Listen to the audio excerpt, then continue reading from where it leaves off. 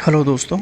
तो हम अपने इस वीडियो में एग्जांपल शुरू करते, जो भी हमने लास्ट वीडियो में ऑपरेशंस के बारे में देखा था उन ऑपरेशंस को इम्प्लीमेंट करने का ट्राई करते हैं। ओके, तो पहला ऑपरेशन है हमारा डिस्टिंक्ट मेथड। ओके, इस मेथड के थ्रू हम क्या क्या कर सकते हैं। फॉर एग्ज़ाम्पल हमारे पास एक लिस्ट है, लिस्ट में आपके पास कोई इतना भी एलिमेंट्स हो सकते हैं। ओके, तो हमारी जो लिस्ट ऑफ स्ट्रिंग है उसमें क्या क्या है, क्रिकेट है, हॉकी है, क्रिकेट है, बेसबॉल है। 4 एलिमेंट्स हैं हमारे पास लिस्ट में। मुझे यूनिक एलिमेंट चाहिए, मतलब मुझे एक लिस्ट चाहिए जिसमें मेरे पास डुप्लीकेट एलिमेंट्स ना आए। तो हम क्या यूज़ करेंगे, लिस्ट डॉट स्ट्रीम। इस स्ट्रीम मेथड पर हम डिस्टिंक्ट मेथड यूज़ करेंगे, कॉल करेंगे, और उसके बाद हम जो भी हमारे पास डेटा आ रहा है उसको कलेक्ट करके हम एक नई लिस्ट में फैच कर लेंगे। तो ये जो मेथड है ये रिटर्न करेगा list he, list of string. जिस भी टाइप का हमारे पास ये लिस्ट है उस टाइप का ये लिस्ट ऑफ स्ट्रिंग हमें रिटर्न करके दे देगा। इसको हम किसी भी ऑब्जेक्ट में स्टोर करा सकते हैं, लिस्ट ऑफ स्ट्रिंग के ऑब्जेक्ट में आप इसे स्टोर करा सकते हो। तो हमारे पास इसका आउटपुट क्या आएगा, आउटपुट क्या रहेगा हमारे पास, क्रिकेट, हॉकी एंड बेसबॉल। ये क्रिकेट जो डुप्लीकेट था ये डुप्लीकेट हमारे पास नहीं आएगा इस लिस्ट में।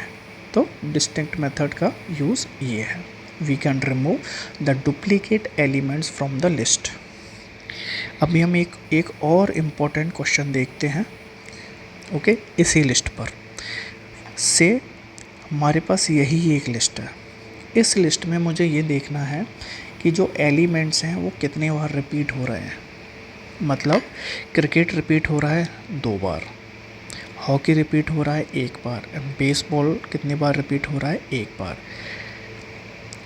आपके पास कैसी भी तरीके की रिक्वायरमेंट हो सकती है। आपके पास डेटा है, आपके पास लिस्ट ऑफ एम्प्लॉय नेम्स हैं, या कोई भी इंटीजर लिस्ट है 500 एलिमेंट्स की, 1000 एलिमेंट्स की, कितनी भी बड़ी हो सकती है।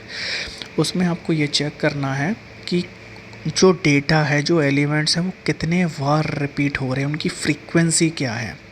ये चीज़ आप फाइंड आउट कर सकते हो। ओके, तो उसके लिए हमारी कोडिंग क्या रहेगी, हमने list dot stream function use किया और उसको हमने कलेक्ट किया। ठीक है, इस कलेक्ट पर हम collectors dot grouping by method का यूज़ करेंगे। मतलब हमारे पास जो डेटा है उसको हम अब ग्रुप करना चाह रहे हैं। ओके, ग्रुप बाय हम कलेक्टर्स क्लास पर कॉल करेंगे। जो भी हमारी कलेक्टर्स क्लास का, इस क्लास का ग्रुपिंग बाय मेथड हमने कॉल किया। ओके, इस ग्रुपिंग बाय में हमारे पास 2 पैरामीटर रहेंगे। एक पैरामीटर किस टाइप का रहेगा, function dot identity and collectors dot counting. इसका क्या मतलब हुआ, फंक्शन डॉट आइडेंटिटी क्या करता है, जो भी हमारा डेटा एलिमेंट है उसको एज इट इज़ ये हमें दे देता है, as it is, without any conversion, without any update.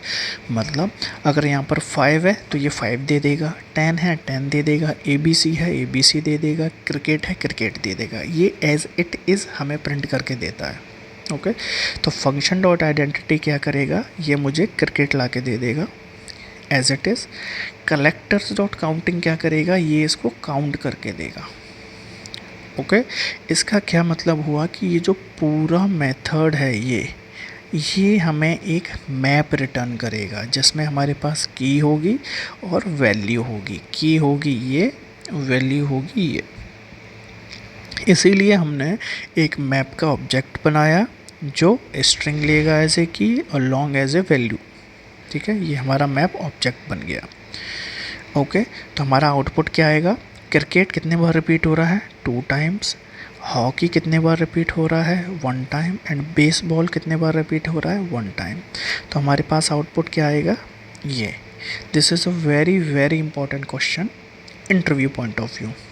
Okay, मिलते हैं हम नेक्स्ट वीडियो में। And please subscribe this channel, please support me. Thank you.